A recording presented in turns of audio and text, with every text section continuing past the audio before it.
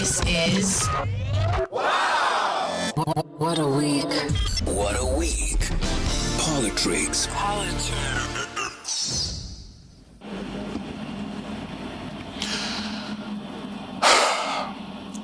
Welcome to another episode of #PoliTricks with Botsang Modimowame Moiloa.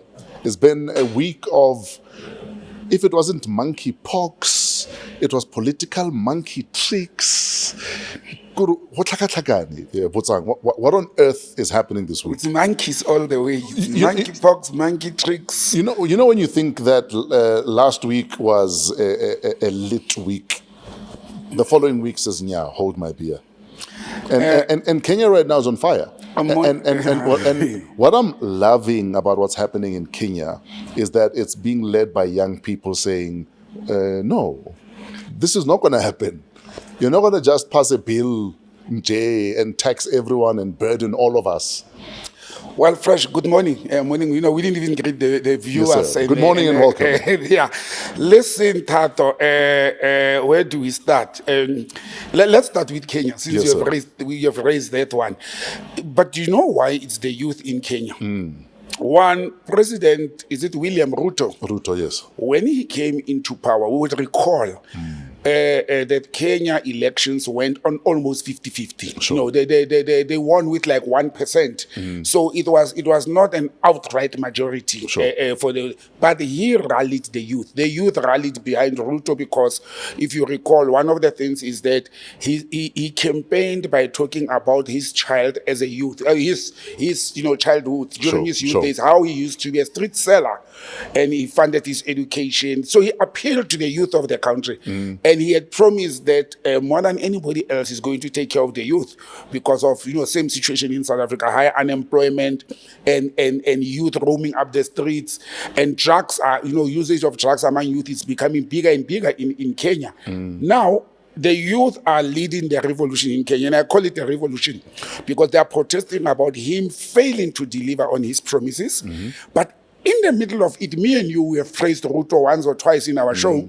He made the right noises at the right time. And a friend of mine said to me last week, you must never listen to what they say. You must look at what they do. Yes, you understand? He made the right noises, anti-imperialism and all that. Now, this man goes and then took a private jet to America. Yeah, a private jet. But did you see? There's a video that actually angered the Kenyans, where he said cabinet people and ministers and his presidency, they wanted to pay 70 million shillings for a private jet, and he said to them, no. If that's the case, book me on Kenya Airways, exactly. To go there. But he still said no. After that, they approached him, and this is where this whole thing started. They approached him and they said, the funders and the friends, he calls them friends, will give you one for 10 million shillings. That's $1 million. So he paid $1 million to fly to the US to go and meet Biden, who is getting out of power, who's busy with his elections there. And then he came back with policies, and they were drafting policies that are revisiting taxes. Now, you had a plan to empower the youth. Now you are raising taxes that are actually affecting families, because even they still use GST, the general sales tax, to increase that. And that's why the youth went on rampage. But Fresh, we have to condemn that in Kenya at this day age, the police are shooting and killing children, as protesters. I mean, some of the victims, almost 20 people have been killed at the moment, and some of the victims are as young as 8 years old. What can an 8-year-old do, whether it's a stray bullet or what? Why use live ammunition for protesters? But something very interesting that happened. This colonial instrument, maybe you even know the history to it. I could just call it the colonial instrument. The mace, is it called the mace that they carry in Parliament? That thing that looks like a torch. Oh, yes. It's called the mace, I think so. What does it mean? If it's removed from Parliament, Parliament can sit. If it's not there, Parliament can sit. One of the youth members, when they walked into Parliament, he actually took the mace, repossession. And you know what I said? Actually, the mace belonged to the people, because the Parliament belongs to the people. So the people have taken the mace, and that boy, there's a photo of a very young boy, I think age 16, 17, walking out of Parliament with the mace. And it's made of solid gold, so he probably doesn't know its significance, but he took it for its value. value. So the parliament in Kenya, Noma Kanjani, it cannot sit because the mace is nowhere to be found. It is in the hands of the people. The people have repossessed the mace. But obviously something has got to give. What do you think is going to happen next in Kenya? Do you think they're going to go back on this new bill? Because they need to raise money either way. Look, Fresh, you spent millions in flying to visit your old friend Biden, and you want to raise taxes. He has to give in because the people won't back off. And I said, the bill has not been signed into law by the president. I don't think he will sign it. If he signs it, he will be very arrogant.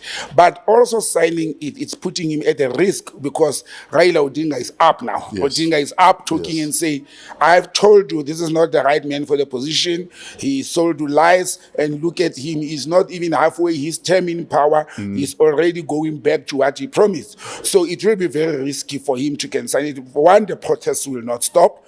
And you know, Kenyan people are very civil people. They are also very kind people. But coming from the history of the Mau Mau, I was going to say, since they are fighters. If they start fighting, they don't stop. But since the Mau Mau rebellion, yeah. generally Kenya has been cruising. It's a very peaceful people. It's a very peaceful country. But you don't start with them. You remember also when the transitional government from before Odinga, it was the founder president's son. Yes, Kenyatta. So when Kenyatta, the transition from between Kenyatta and Odinga, there were protests that time that really rattled the country. But generally, it's a very peaceful country. I think the president, for the benefit of the people, let him act as a leader of the people and stop this tax bill and focus on rebuilding the country and developing the economy. Let's go back to the Arab Spring. Because when the Arab Spring happened, it literally started as a fire nyama youth protest here. And then it just spread. Mushroomed all over Middle East and North Africa. Looking at what's happening in Kenya, do you think it could in any way influence youth in any other country, maybe on the continent? I doubt it. Or is it going to stay isolated? It's isolated. Look, the East African community, it's a very stable, domestically, if you look at the countries there, maybe Uganda to some extent, but Tanzania is a very stable, quiet country. Rwanda is a very stable country. And you see the presidents or the leaders or governments of Rwanda and Uganda, they are ruling with an iron fist. Sure. So it will be very difficult for youth. And also, I don't think there's issues happening there that impact on youth directly as much as it's happening in Kenya. But I don't think it will spread into the region. And in South Africa, we've got bigger problems than Kenya. Our youth are in a worse situation than Kenya, but they are also marginalized. Me and you are not youth, but we can't even stand up and protest. So imagine who will be guiding the youth. Having an unguided revolution is very dangerous. I think you must speak for yourself. I am still youth. I am senior youth, but I am still is there youth. Something like that? There's a senior You will stop youth. contesting for parliamentary position and like you'll become like ANC guys who are saying we have deployed the young people. They are between 55 and 59 and they call them young people. Don't start. Yeah, when your average age of your parliamentarians is 40s and 50s, then there's a problem. 40s and 50s, no, it's not a problem. It's better than the previous one. Ne? No, much better. It's much better. Now we've seen Patriotic Alliance has brought youngsters, and so it's much better now. We are getting there. We're getting fewer and fewer retirees, which is not a bad thing. Exactly. In fact, we've brought it home. So let's actually go there. This week, the MK MPs finally sworn in. There's now an official opposition. Yes. And obviously there's also names in there that are of interest. Do we say impeached or do we say disgraced Judge President Shope? That's I will not use the word disgraced. They impeached. But isn't it impeachment and disgrace though? Look, Fresh, disgrace is a media language that's being used formally in government so it's processes. dramatic. It's dramatic. You know, why would they say a person is a disgrace? It's a media. It's what is being used in the media. But formally, officially, it's an impeached judge. There was actually a debate this week in social media to say, do you still address him as Justice Klope? Do you lose the title when you have been impeached? Isn't he also a doctor? Yes, he's got a doctorate in law. Exactly. So he'd be Dr. Shope now. Dr. Honorable MP Justice Klope. There's so many titles in there. But the MK MPs are now sworn in as MPs. As you said, there's interesting names, but there's something also very interesting that they did. You see, we don't realize the strategy of these people. And every time they do something, I laugh. There's two things that happened yesterday. It gave them an opportunity to have the media focusing on them and them only. Sure. That's the benefit. They could go and relate their plan in parliament. They could go and say, we are now the official opposition of the country. And I'm glad you have mentioned it, because people will not understand why are we referring to them as official opposition. Because the Democratic Alliance that was supposed to be the official opposition is now part of the government. So the MK becomes the official opposition. That's one. Two, they had all the media coverage to themselves to an extent that something very nasty, but I observed such little things. When they were having a media briefing, remember a week before what happened when ENCA, the TV channel, sanctioned or repressed the show, the airing of the show by Dr. JJ Tabane interviewing, and they were boycotting MK press, briefings. Now, what they did, which is very nasty, was to sneak in a microphone of ENCA, but it didn't have the logo. They removed the logo, and Nhlamulo, the spokesperson, said, ENCA, it's good, I can see you don't have to sneak your microphone in. We are welcoming you. Sure. We need people to hear. That's another element. But during that briefing, something very critical also fresh that people may have missed on Tuesday. The day these people went in for swearing in parliament, it was also a D-Day on Tuesday at 5 p.m. for the respondent in the electoral case to respond. So all happened on the same day. And while people were focusing on who are the members on that list, the media and everybody has lost focus that on Tuesday at 5 p.m., it was a D-Day for over 100 respondents, because it's over 100 respondents on that case. It's the president, the IEC, the justice, all political parties in government, all political parties that contested elections, and even those that lost, and all independent candidates. They are the respondents in that case. I wonder how many responded. I haven't checked, but that was very interesting. With regard to the interesting names, who are interesting? Who's interesting? Who are you there? For instance, Andy Tama is on there. Obviously he was expelled from the EFF. Yes. And we know his position on the land issue. Yes. And he's still very, very unapologetic about it. That on the table is the land. Yeah. And we will not stop until something happens. Yeah. So for me, that's an interesting name to see on the list.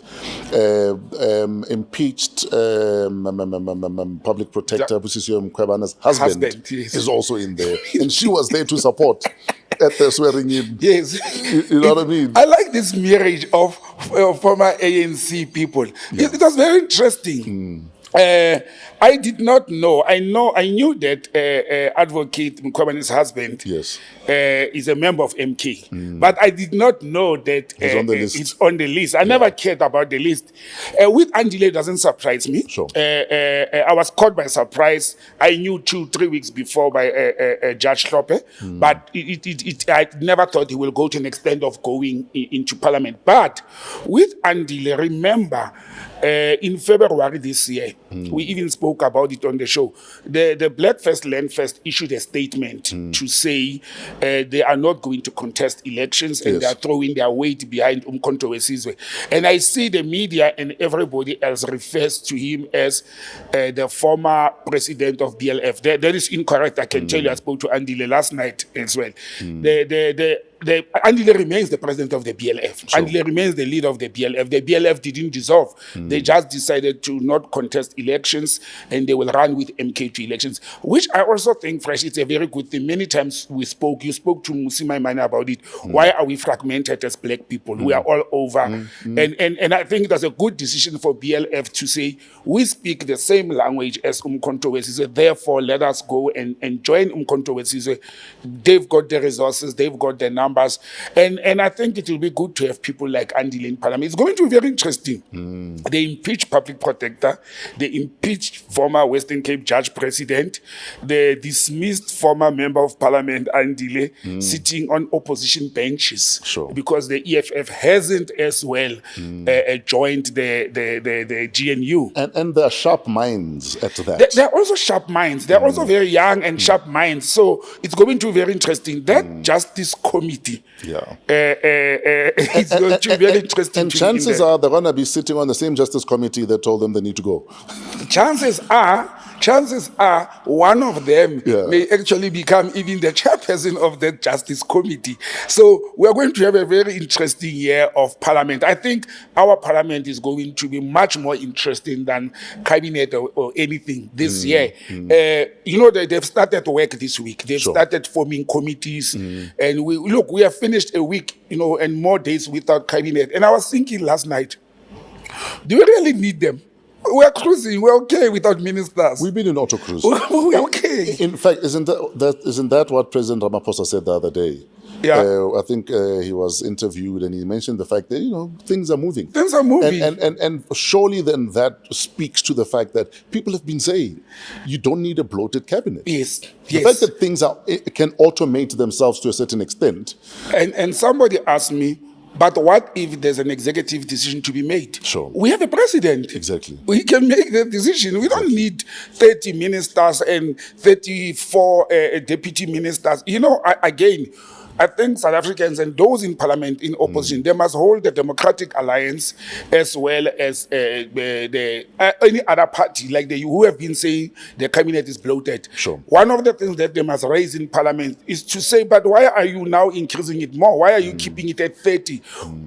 The GA has been making noise about this for many years, and they must be held accountable. Even their members must start saying, but Helen Zille and Steenhuisen, why are you growing this thing or keeping it at 30?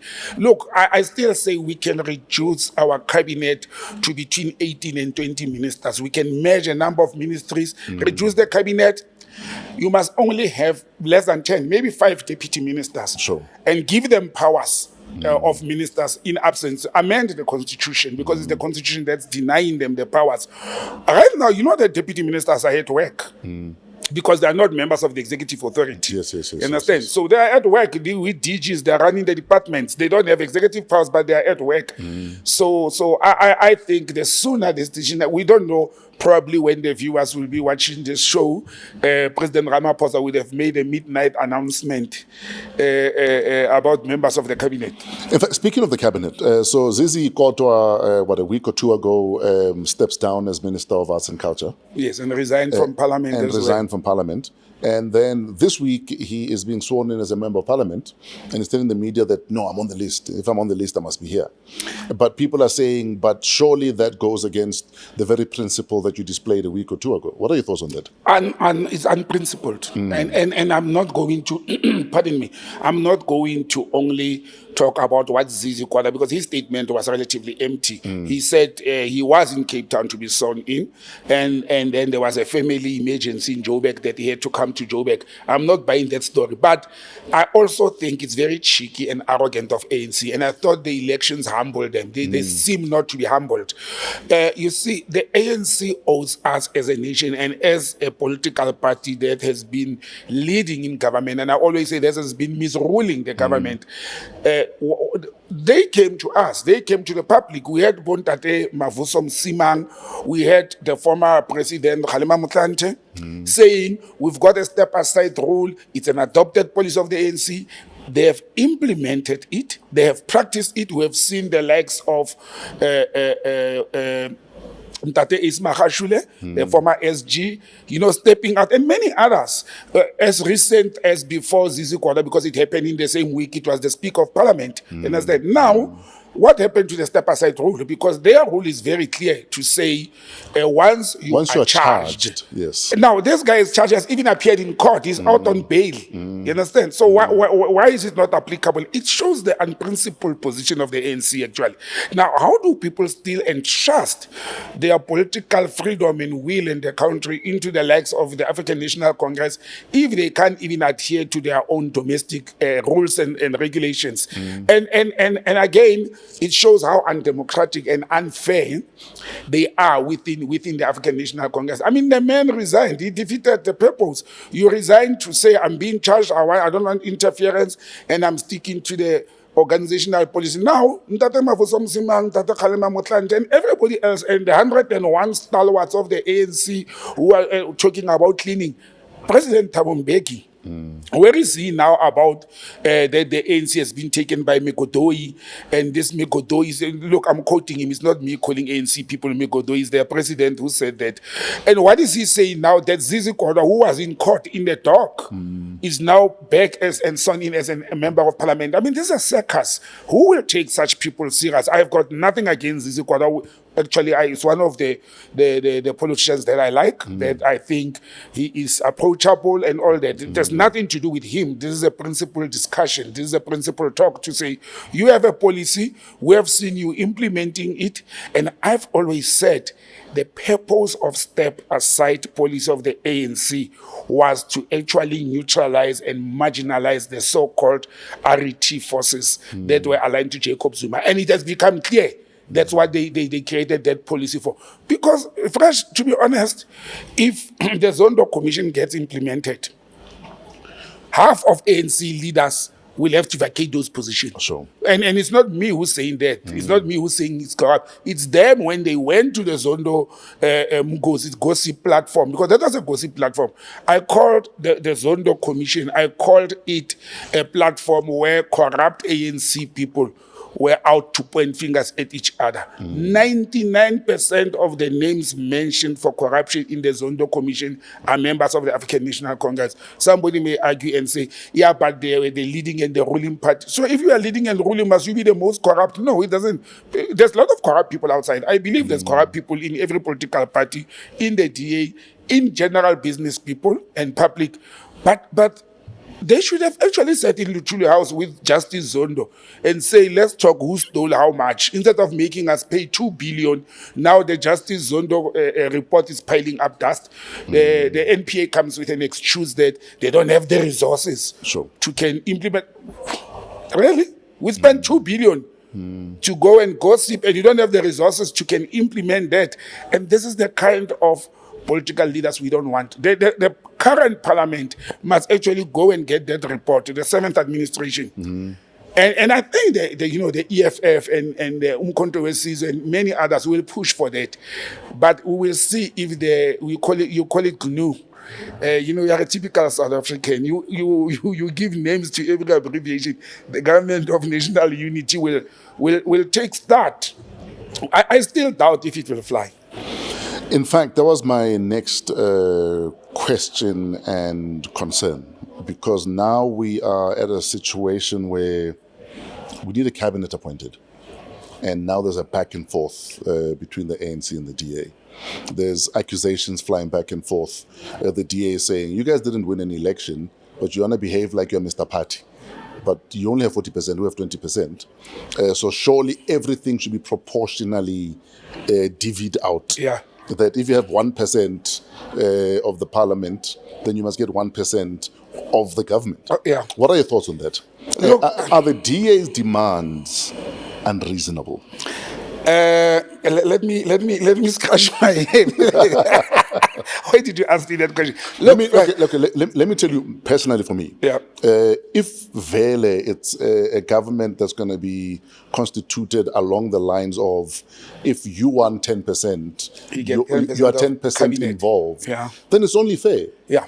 That we must demand our 20%. You must demand your 1% if you are 1% in. Yeah. It's shareholding. If And because that you is have in the agreement. Remember, Yes. they've got this agreement Sure. that Helen Zille and Fikile Mbalula signed. but they don't seem Let's to, forget DA and ANC. Sure. Let's look at the agreement and let's think as South Africans. One, there's an agreement, and it means those people sat down and agreed to what they signed to. So I will not say the Democratic Alliance is making unreasonable, because when Helen Zille was interviewed, and many others after, I've listened to Steenhuisen, I've listened to the ANC, Fikile Mbalula and the others, and I've seen a lot of brains in the ANC coming to defend. You there's no need to defend after the effect, post facto, because the document is there.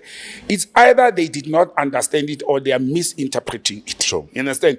If I look at that document that they signed, the DA has a point to say, let us share the government proportionally according to our votes and our sitting. And I think it's a fair demand.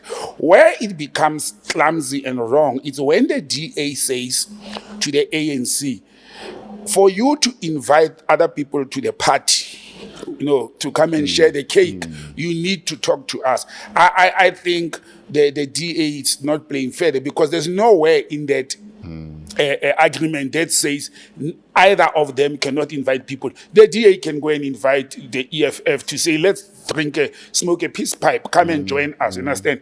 That I don't agree with the DA. But the other important element is you were asking about the demands of the DA.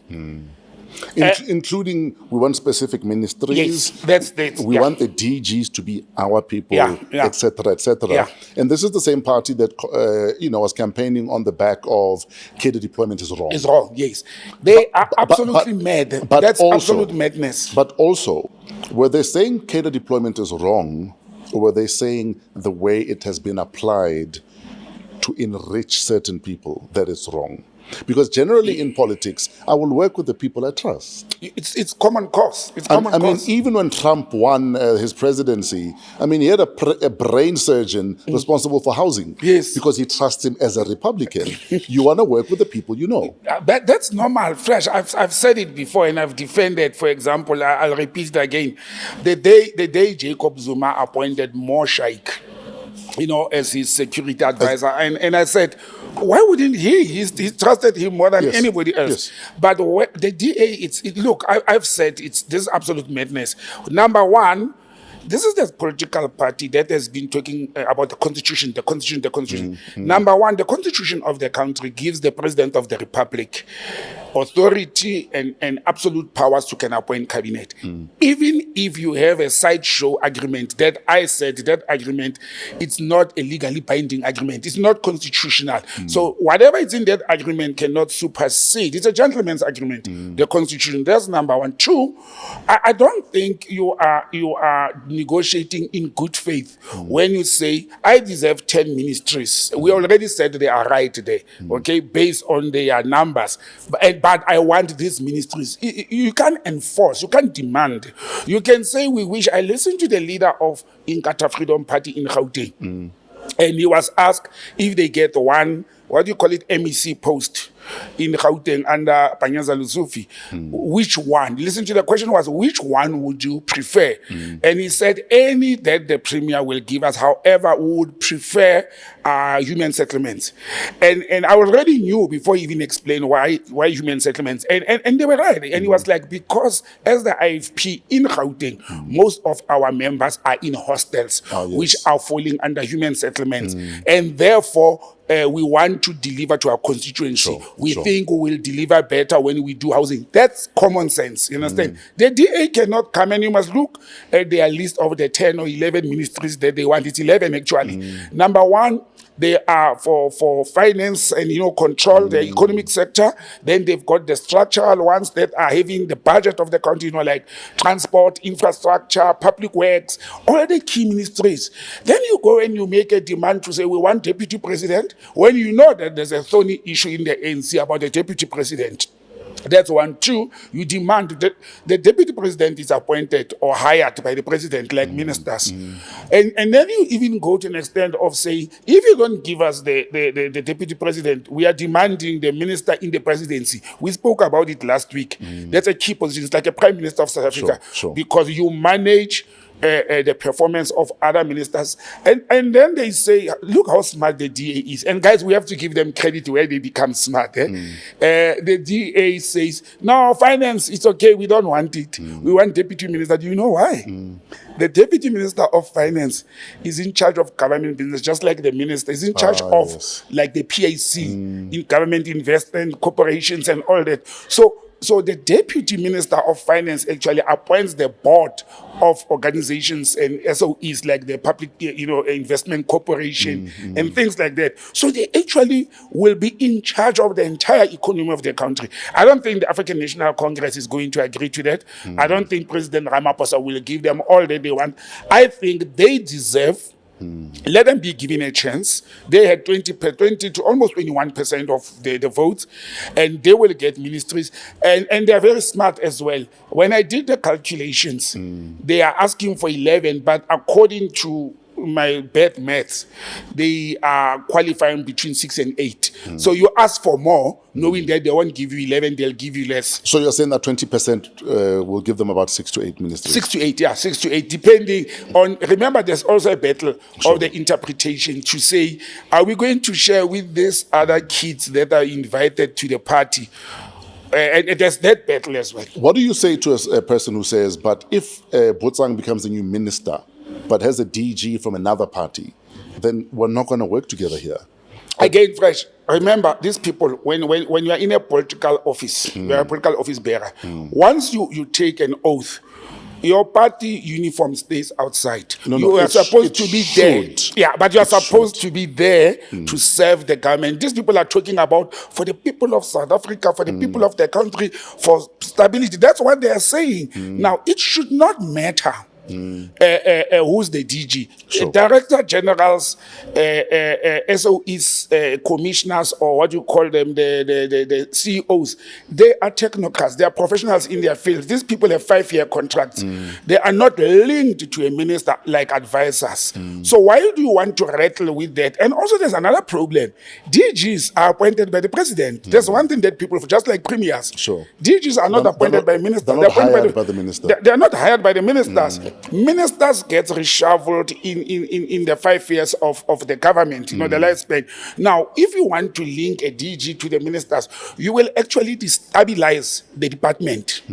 Understand? Because that minister may be moved by the president using his prerogative in 2 years' time to say, I'm reshuffling cabinet. President Ramaphosa was one person who never reshuffled. This cabinet was never really reshuffled, which some people are saying it's a good thing. I'm saying it's a bad thing because then what if a person is not performing or is not doing well? I know several ministers who are not doing well in their portfolios. Especially after promising that there will always be performance reviews. Oh, by the way, you remember he also put the performance review under the carpet, you understand? So that's one of the things that we let as a nation President Ramaphosa to get away with, not the performance reviews. But I disagree with the Democratic Alliance. It will destabilize the country. It will destabilize the departments if the DGs are linked to ministers. And Fresh, if we want good governance and accountability, I think having a DG with a different minister from a different party, different minister from a different deputy minister from a different political party, it will actually make them work and watch each other. It is very easy for comrades or people from one party to connive and cover each other when they do wrong. It will not be easy for a minister of DA, for example, to go into cahoots and with a corrupt DG of, for example, the EFF. You understand? It will not be easy if they are from different political parties. They will watch each other. They'll become like the watchdogs.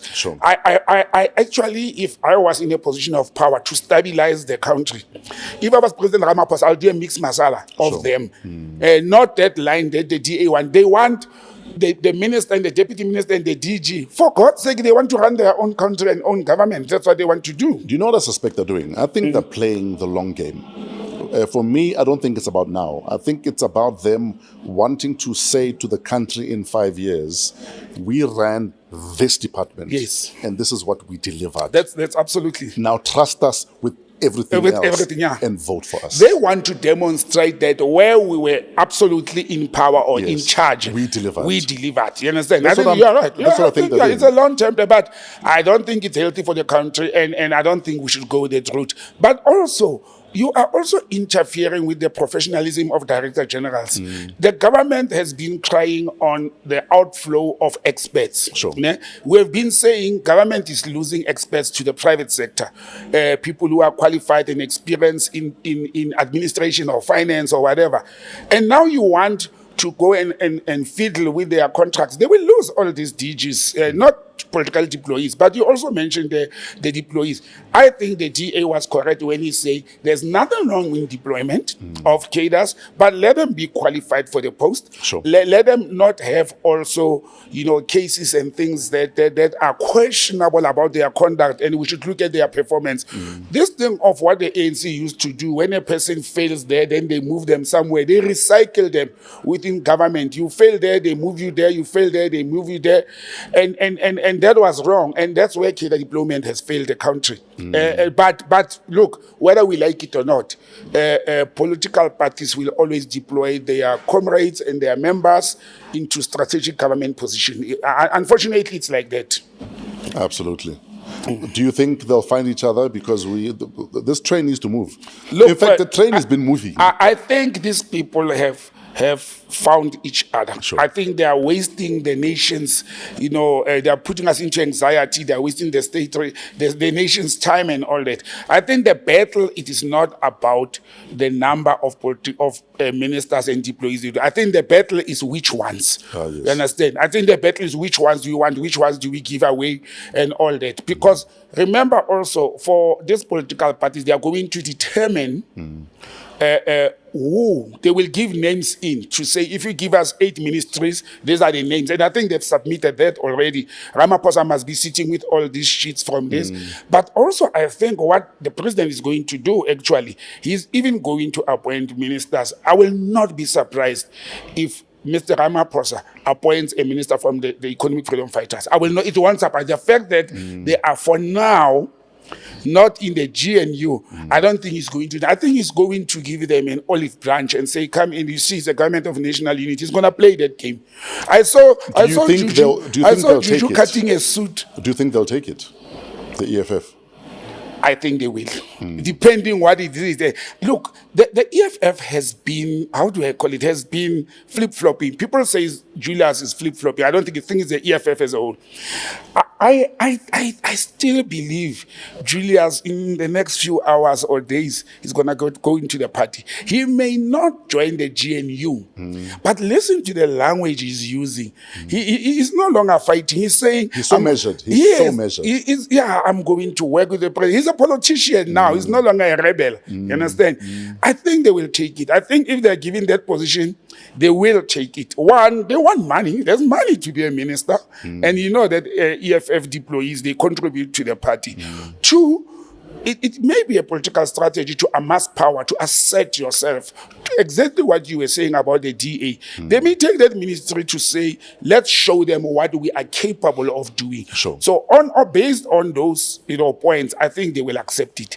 But the ones that I know, they will not accept it. It's some controversies unless the ANC goes and they find themselves. You understand? I heard Mhlamulo Ndlela, the spokesperson of MK, the day after they were sworn in, saying actually the dream of South Africa is to have the EFF, the ANC, the real ANC. That's why he was very careful saying that. The real ANC coming out and saying, but we are speaking the same language as Umkhonto party and the EFF. And they will have 2/3 majority. Have a reunion. The reunion of the charterists. And he said that is their dream and that will work for the country. But that's not going to happen. Sure. Even if people have been saying, why doesn't the ANC leave the DA with its renting and form government with that? Fresh, I'm going to be very frank with this. The African National Congress, especially President Cyril Ramaphosa, they are incapable of leaving the DA or leaving white capital out of government business. It's impossible. It will never happen. We can scream and tumble. We can say this makes sense for the black people, for the land, and for it will not happen. And I'll tell you why it will not happen. And the ANC hides behind South Africa belongs to all of them and the Freedom Charter. Guys,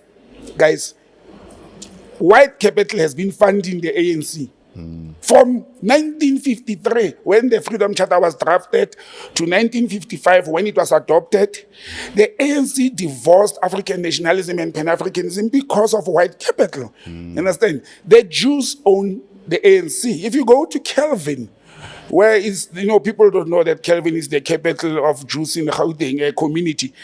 They are funding this organization with millions every year. President Ramaphosa is a capitalist. He is not a member of the white monopoly capital because he's not white, but he's a capitalist, he's a businessman. Those are his colleagues. He's in business with them. There's no way he's not going to listen to white capital, which owns the GA as well, to leave them out. It's not going to happen. I can guarantee South Africans that we will never wake up in this, and this called leftist political parties are in cahoots with the center ANC and the GA is left out. It's not going to happen. Look, if it happens, I'll shave my head with a blade, but it will not happen. There's no way the ANC will leave GA. They are forced by the funders. What do they say in English? The one who pays the bill, the piper, something. Or he who pays the piper calls the tune. Yeah, exactly. Yes. The GA and all other political parties are funded by 2-3 families. And they tell them what to do. Money runs politics, nothing else, not your votes. Not your votes. No. I've told you last time, the people vote. They don't even elect the president. They don't even elect the MPs. You just say, I'm voting this political party, and your job ends there. Sure. They elect themselves because they determine the list. And then after there are 400 there, they elect the president. Okay, 58 of them were not there. They elected the president. The president goes amongst them again, elects the cabinet. Who are you? Where are the people? And people tell me that this is a constitutional democracy, the democracy of the people. Let's use logic. Where is the power of the people? We were told that the power lies on your vote. What did you do with your power? Nothing. The same organizations, the same people, they are choosing amongst themselves how they are going to mess up the country. Now we are cruising, we are without ministers for a week. It's okay. They are just deciding who must get which powerful position so that who must have the bigger budget. So this story of the power of the person is on, of the people is on the voting that you do once in 5 years. I'm saying there's no power there. There's no power because right now we dismantle the government. You understand? But they've put it back together. They've put it back together to say, hey, these voters, they are playing with us. We're in charge here. Sure. Let's get back together, the gang up to go and misrule them for the next 5 years. And this is what is happening. This is reality, whether people like it or not. We're back to, I said to people, come the 1st of July, we'll have forgotten all about this and we'll be cruising again, worried about winter, worried about Durban July, worried about no school uniform, worried about no NEFSAs. We'll be back at that. It is because we have entrusted our lives into the hands of a few corrupt people who do not care. They do not care. Basically, politicians do not care about the people. I still said last week, if they cared, they used $500 million to have a party for 4 hours at the Union Building while we don't have schools. NEFSAS doesn't have money. And you think those people care? I don't think they care. And that is Botsang, the cynical Buddhist. I'm not cynical. I'm being honest.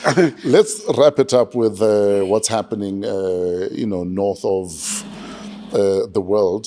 North Korea, China, military deals, military drills. People who play with military nice weapons. support. People play with nice weapons. It's 2024. You'd think some of these things by now would be things of the past. Fresh, I think you know what it feels like? It feels like the Cold War has just evolved. Yeah. Yes. But it never stopped. Yeah. I think you are putting it right. I think it's just evolved. Look, I also think, what do you call them, the nuclear countries, nuclear-owned countries? I think they've invested trillions, if not zillions of dollars into these nuclear weapons and arms. And now they are stuck, they've stockpiled. When you've got excess supply of something that you are not even using, you understand?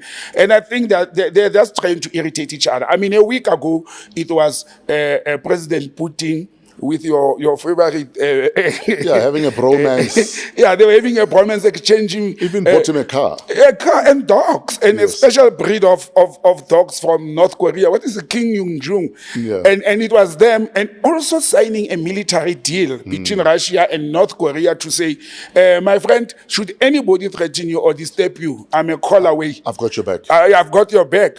Few days after, it's the United States of America, Japan, and South Korea, and you know the battle between the North and the South is a very sensitive issue. They go on a military drill in the South Pacific and all that. Now, my concern about that is this is happening at the back of what is happening in Gaza in the Middle East. The same United States of America that actually always jumps up like a little a girl when other countries go into military drills. They had a problem when South Africa had a military drill with Russia about 2 years ago. You know, when you remember when Lady R was here. Yes.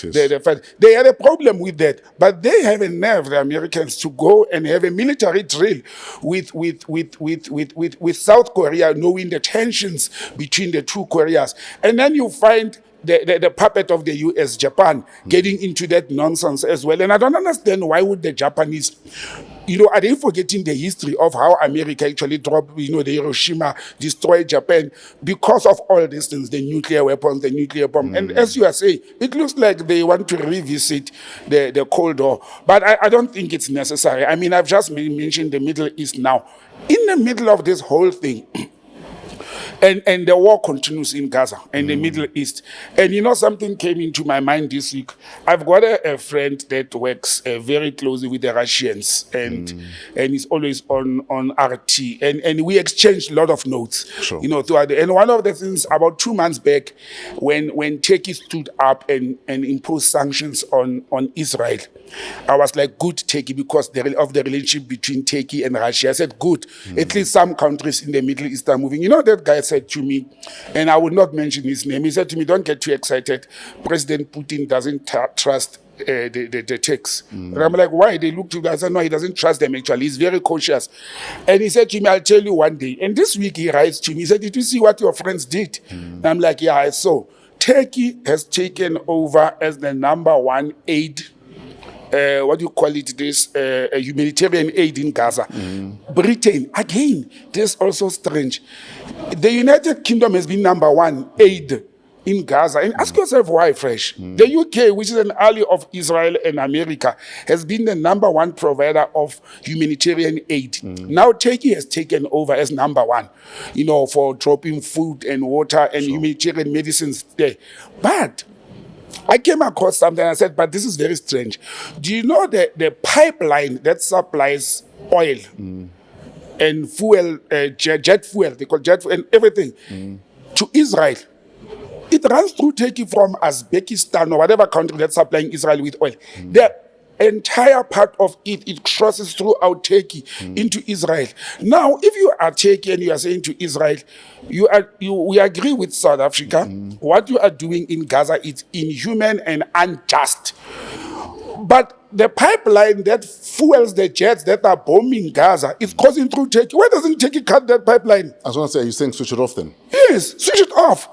Cut it off. Let Israel not have fuel to can kill the children of Palestine. Yeah, but you could argue it that every country has relationships that even if I may speak out against Botsang, it doesn't mean I'm going to stop providing citrus products to Botsang. Okay. I might call you out or as a grandstanding a gesture of sorts, but it doesn't mean I'm going to stop doing business with you because it's still bread and butter. Okay, but now this is not business. This is now I'm being specific. I'm talking about jet fuel and oil that the Israelis are using to manufacture bombs, to fly aeroplanes, to kill the people. If my interest is not just to grandstand the nyere, I cut the fuel so that you can't fly the plane. Then it will alleviate me spending money in bringing foreign aid, food aid. Actually, Turkey was supposed to divert that fuel to go to Palestine. Sure. Understand? If they were serious about this thing. So, again, I don't think the world cares about Palestine. I don't think the world is against Israel killing the people of Palestine. And Turkey itself as a country, it's actually very disappointing that they still allow, and even if they don't cut the, as you said, Get engineers to shut it off. Let the oil not move. Let Israel go dry on jet fuel and oil and all that. And let's see what happens. But again, I don't know why people will say I'm inciting violence. I must be very careful with what I don't know why countries like Hamas, not countries, organizations like Hamas, don't they bomb that oil thing? Why do you go and bomb people and kill people when you can actually Stop the pipeline? Stop the pipeline. Understand? I mean, the world is insane, and I don't think the world cares about human beings. But I've been saying this to you for how long, Botsang? That one, Yeah. Israel has not given a damn You have said it many times. Yeah. since after World War II. Yeah. Palestine have been on their own since the exact same period of time. The United Nations have been toothless since exactly that. Nothing has changed. Yeah. Nothing Yeah. has changed over more than 50, 60, 70 years Yeah. even. And that's the sad reality. You know, we screamed, we went to the ICC, we spent billions on case. We are not talking to some of our families and political friends because they are on the side of Israel. And all because of, when you look at this whole picture, the world does not care about the people of Palestine. And here you ask yourself, Fresh, what did they do to deserve this? They are like South Africans. You know, what did the people of Palestine do to be where they are? They were nice to welcome settlers. You understand? They were not, because that's what happened, if you recall, historically, when the Jews were running away and they were settled, they were looking for, that's why they were Jewish settlers. And the Palestinians, you know, were nice to them to say, come and live with us as human beings because Hitler is busy with you there, you understand? And that's the mistake they did. The same thing we did as South Africans there. The same people in the southern tip of this continent welcomed the Jan van Riebeck and the Bartholomew Dyers into this country. They didn't know that they'll end up killing them, raping them, and taking off their land. And today we are still struggling and arguing about land ownership because the Bantu and the San people of southern Africa were nice to these men in tights. to this man. To this man in tights. I don't know if those pictures are real, but yeah, they were nice. And these people were, you know, I was thinking today to say our forefathers were really nice, if not naive. These people were even dying of scurvy. They saved their lives. They used the herbs from the Northern Cape and the rooibos to cure them. And the next thing after you cure a person, they kill you. It's like they're snakes. You understand? That's why how do you go and you heal a snake or a lion that is being injured? And you know, a barbed wire has caught a lion, and you go say, shame a lion, let me remove that barbed wire, and then I'll heal you. And when the wound heals, the lion is hungry, is going to eat you. And that's what colonial settlers did to this continent and to the Middle East. The moral of the story is the more things change, the more they stay the same. Yeah. And that if nothing changes, nothing changes. So we'll be back here again next week with the exact same complaints because nothing is going to change. Fresh, I hope, let's hope when we are here next week, we'll have cabinet. Look, for my own selfish reasons, I really need the cabinet. It has a direct impact on my life. Oh, yes, it does. Absolute impact. But we'll explain why once the impact has been... Yes, after the impact has happened, I'm going to talk. It has a direct impact on my life. If there's one person who is going to lose or absolutely benefit with the cabinet announcement, it's me. Yeah. Yeah. But in a non-corrupt way, guys. No. Don't be spreading rumors. I won't even get money. I'm not going to get, but Yeah. it has a technical impact on my personal life. Absolutely. But Botsang, as always, incredible chat. Thanks, my brother. Thanks. Opening our minds and our eyes. So a shout out to you, sir. Thank you very much, Fresh. And thanks to you. I mean, you engage me, you get me thinking and working and informing myself. But also the followers and the viewers of hashtag PoliTricks on WAW What a Week platform. You know, I engage with them a lot on their comments. I like the comments, but they suggest some topics, they engage, and it really helps. Sure. Yeah. So please subscribe. Please share the link. Share with friends and family or anyone around the world that you think might be interested in PoliTricks from a Botsang Moiloa perspective. Where do we find you on social media? botsangm@gmail.com and I'm on 082-485-9100 on WhatsApp, as well as on, what do you call it, X and Twitter or whatever, IG. It's @botsangm. Ladies and gentlemen, another installment of hashtag PoliTricks with Botsang Modimowame Moiloa. We do this again next week. We do this from AMP Studios, downtown Johannesburg. We're part of the Africa Podcast Network. Shout out Pezulu Works for the amazing cinematography. Shout out to Otis the Flow Fraser for all of our imaging. And shout out to our show executive producer, Kelitso Muntisakeng. Until next week, have a WAW week in spite of yourselves.